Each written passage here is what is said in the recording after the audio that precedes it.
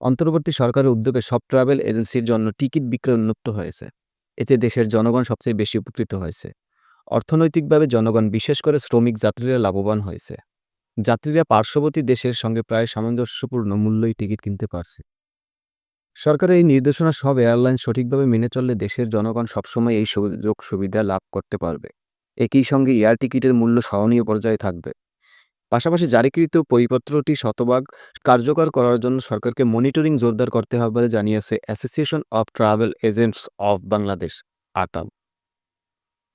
সংগঠনটির মহাসচিব আসফিয়া জান্নাত সালেহ স্বাক্ষরিত এক বিজ্ঞপ্তিতে এই তথ্য জানানো হয়। এতে জানানো হয়, সাম্প্রতিক সময়ে বাংলাদেশের এয়ার টিকিটের উচ্চ মূল্য কমানো ও এই সেক্টরে শৃঙ্খলা আনার জন্য বেসামরিক বিমান পরিবহন ও পর্যটন মন্ত্রণালয় গত 11 ফেব্রুয়ারি একটি পরিপত্র জারি করার মাধ্যমে যাত্রীর নাম, পাসপোর্টের বিবরণ ও পাসপোর্টের ফটোকপি